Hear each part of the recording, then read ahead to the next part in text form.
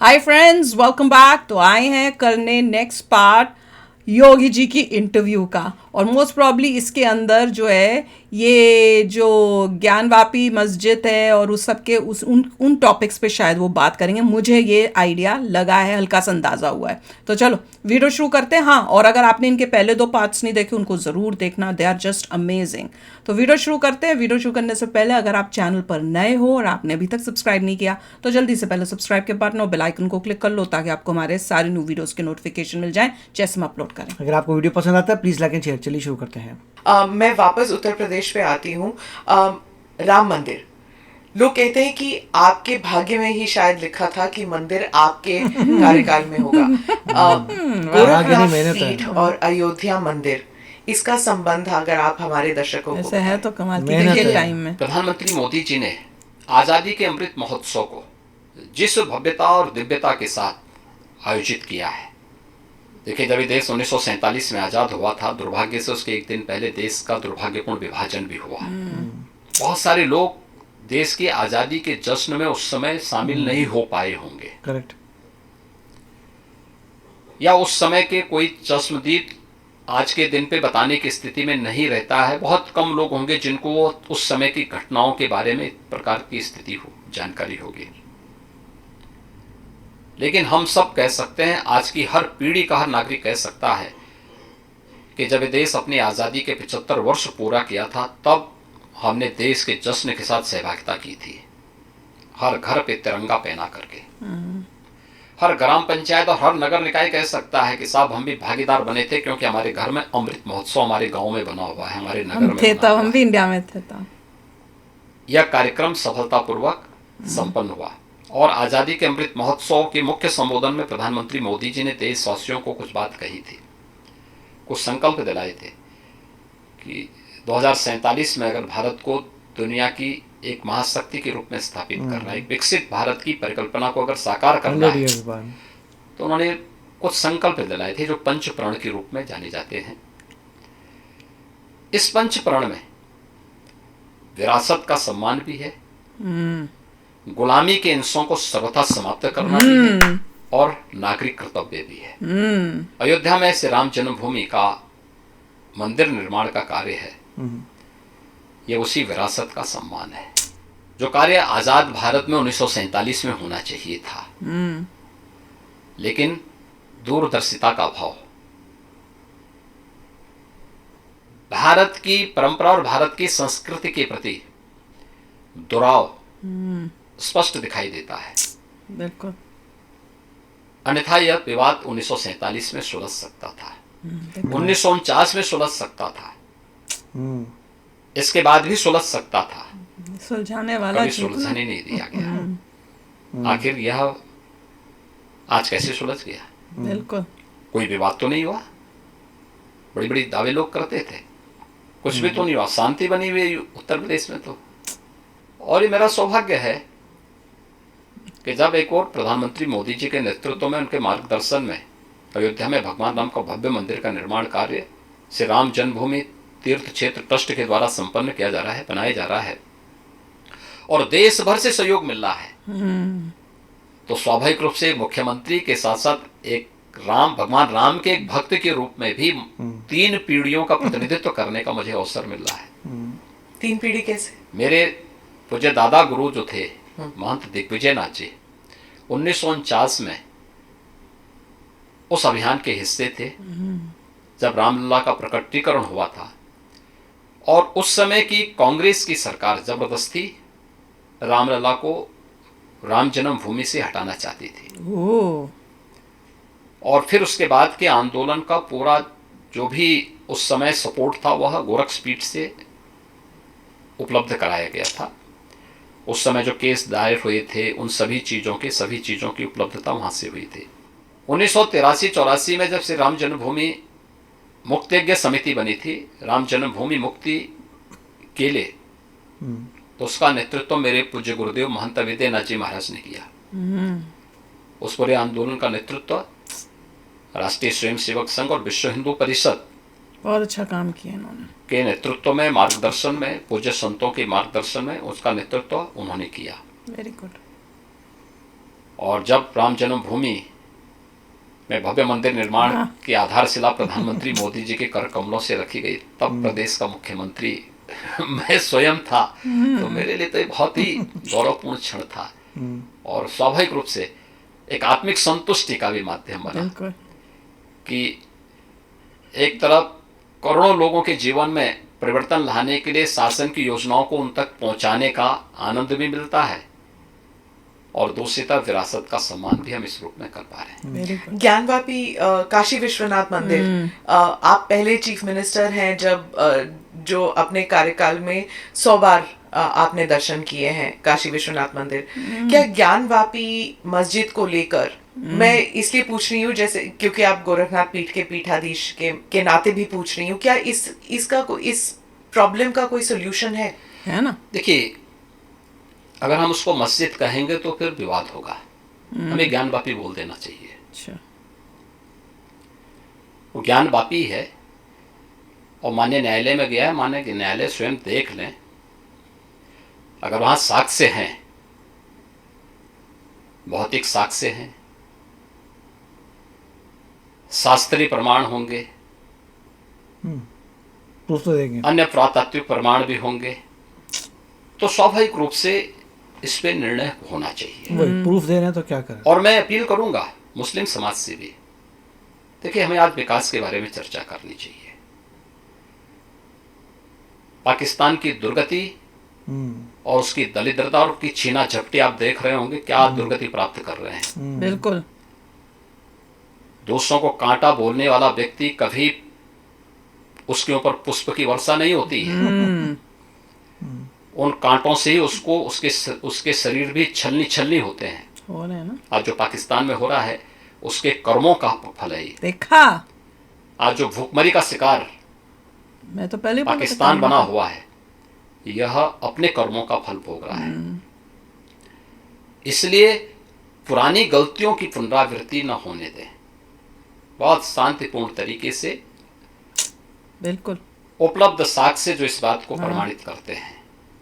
मुझे लगता है कि भगवान ने जिसको दृष्टि दी है वो देखे ना, त्रिशूल मस्जिद के अंदर क्या कर रहा है, हमने तो नहीं रखे ना, वहां तो सुरक्षा है, सेंट्रल फोर्सेस है, उनके मुतवल्ली हैं, ताला चाबी उनके पास रहती है, त्रिशूल कैसे वहां बने हुए हैं, ज्योतिर्लिंग हैं, देव प्रतिमाएं हैं, पूरी दीवारें चिल्ला चिल्ला के क्या कह रही हैं। और उसके बाद भी हम जानबूझ करके, देखिए एक होता है कि जन्म से दिखाई नहीं देता है, हम मान सकते हैं कि दिव्यांग है, जन्मांध है, दृष्टिबाधित है, एक जानबूझ करके ढोंग करे।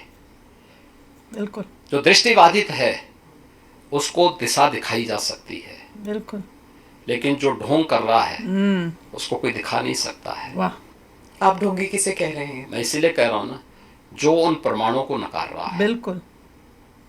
उन प्रमाणों के बाद भी ये कहता है कि नहीं साहब, तो जबरदस्ती वाली बात करते हैं। देखिए, आप इतिहास में तोड़ मरोड़ कर सकते हैं,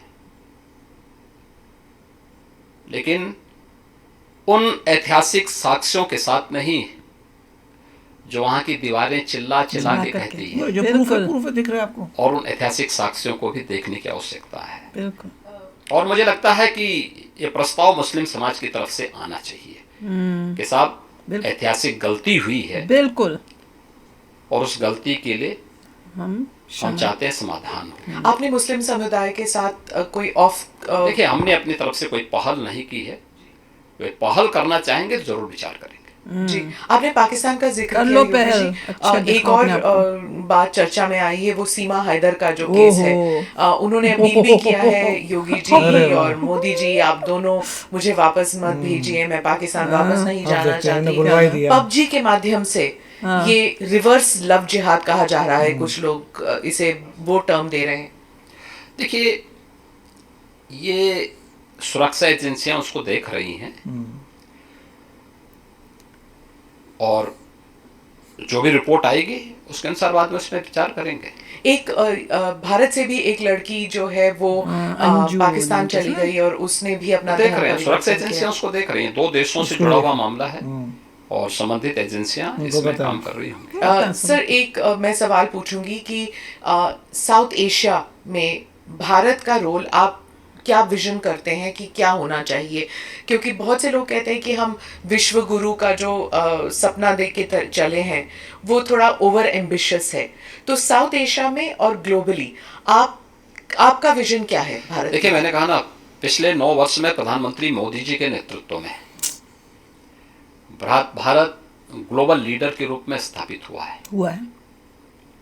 कोई संदेह नहीं कि प्रधानमंत्री मोदी जी के नेतृत्व में बिल्कुल अगले 3 जो वर्षों कुछ के अंदर बोलते हैं भारत उनको कहो। दुनिया की तीसरी बड़ी अर्थव्यवस्था के रूप में स्थापित जैसे ये कह रहे थे जरूर ना। होगा। दुनिया के अंदर भारत की अपनी एक पहचान बनी है। भारत के बारे में लोगों के दृष्टिकोण में बदलाव आया है और जो भारत के बारे में कहा जाता था, आज प्रधानमंत्री मोदी जी के नेतृत्व में वह साकार हो रहा है। सर अंत में एक सवाल जरूर पूछूंगी, क्योंकि ये महाराष्ट्र सदन में हुआ था कि एक विधायक ने कहा था कि जो नारा चल रहा है कि भारत में रहना होगा तो वंदे मातरम कहना होगा, और उनके मजहब में ये उन्हें एक परमिशन नहीं देता कि आप खुदा के अलावा किसी और के बारे में आप सिर झुकाएं किसी और के सामने। देखिए, पहले देश संविधान से चलेगा, मत और मजहब से नहीं। बिल्कुल। देखिए, मैं ईश्वर का भक्त हूँ, ईश्वर में अगाध निष्ठा रखता हूँ, लेकिन किसी पाखंड में विश्वास नहीं करता। Very good. आपने देखा होगा, जब मुझे हमारी नौकरशाही ने कहा कि नोएडा लोग नहीं जाते, चीफ मिनिस्टर को नहीं जाना चाहिए, मैं उसको उल्लंघन करके नोएडा गया, कई बार गया, आधा दर्जन बार जा चुका हूँ। अच्छा, क्यों नहीं जाते? दूसरी बार मुझे कहा गया कि रात्रि में सीएम को बिजनौर में निवास नहीं करना चाहिए, तो मैं जानबूझ करके वहां रुका। देखा? और मैंने पूछा, मैंने कभी क्यों नहीं निवास करना चाहिए, तो उन्होंने कहा साहब दोबारा सीएम नहीं बन सकता है। अच्छा। तो मैंने कहा मैं दोबारा भी सीएम बनूंगा, चिंता मत करो। दूसरा सवाल ये नहीं है, सवाल ये है कि मैं प्रदेश का सीएम हूँ। आप ये बोलिए ना कि साहब वहां रहने की व्यवस्था नहीं है, तो तो जो भी गेस्ट हाउस होगा उसी में रहेंगे ना, आखिर कोई तो रहता होगा। एक कमरा चाहिए मुझे, तो सोने के लिए एक तख्ता चाहिए, ओढ़ने के लिए कंबल चाहिए, तो कुछ चाहिए थोड़ा है। वाह। तो इसमें जो है क्यों आप इस प्रकार की बातें करते हैं। मैं गया था, रुका था वहां पे। ऐसे ही आगरा के सर्किट हाउस के बारे में कहा जाता था, यानी मुझसे पहले पता नहीं कोई सीएम रुका कि नहीं रुका, लेकिन कि वहाँ सर्किट हाउस में जो सीएम रुकता है वो अपशकुन हो जाता है। तो मैंने कहा, पूछा, मैंने कहा भी क्या अपशकुन होता है? उन्होंने कहा साहब जो है उसकी कुर्सी चली जाती है। तो मैंने कहा जो कुर्सी कल जानी वो आज चली जाए, लेकिन मैं रात्रि को रुकूंगा यही। वाह। फिर किसी ने कहा साहब यहाँ पे प्रेत आत्माएं आता ही हैं। तो मैंने कहा कम से कम उनसे वार्ता करने का अवसर मिलेगा ना रात्रि में। तो तुम सब सो जाओगे तो कम से कम किसी से बातचीत तो करूंगा रात्रि में कि भाई कौन है क्या है। तो पाखंड में हमारा कतई विश्वास नहीं है। वही पाखंड एक कि हम वंदे मातरम नहीं बोल सकते। मैं इस बात को कह सकता हूं कि भारत का भविष्य उज्जवल है और 2024 में फिर से प्रधानमंत्री मोदी जी की लीडरशिप में वेरी गुड एनडीए बहुमत के साथ आएगी। पिछले से भी ज्यादा कोई संदेह किसी को नहीं होना चाहिए। और वंदे मातरम में वापस आती हूँ, वो उसे धर्म के साथ जोड़ना चाहिए कि नहीं? मैं क्या कह रहा हूँ, मैंने पहले कह दिया ना, संवैधानिक व्यवस्था से देश संविधान से चलेगा, मत और मजहब से नहीं। आपका मत आपका मजहब अपने तरीके से होगा, अपने घर में होगा, अपने मस्जिद अपने इबादत गाह तक होगा, सड़क पे प्रदर्शन करने के लिए नहीं। और इसको आप जो है किसी भी अन्य तरीके से दूसरे पे थोप नहीं सकते हैं। Nation first. अगर देश में किसी को रहना है तो उसको राष्ट्र को सर्वोपरि मानना होगा, अपने मत और मजहब को नहीं। Very good. और मत और मजहब सेकेंडरी प्रश्न है। नेशन फर्स्ट है। धन्यवाद योगी जी, आप ANI के साथ बात करने के लिए बहुत बहुत धन्यवाद। मजा आ गया लास्ट में जो उन्होंने बोला ना, नेशन फर्स्ट, और ढोंगी जो ढोंग कर रहे हैं सदियों से हम लोग कह तो रहे बोल हैं बोल कि के इंडिया में कंट्री फर्स्ट है है। और पाकिस्तान में रिलीजन फर्स्ट है।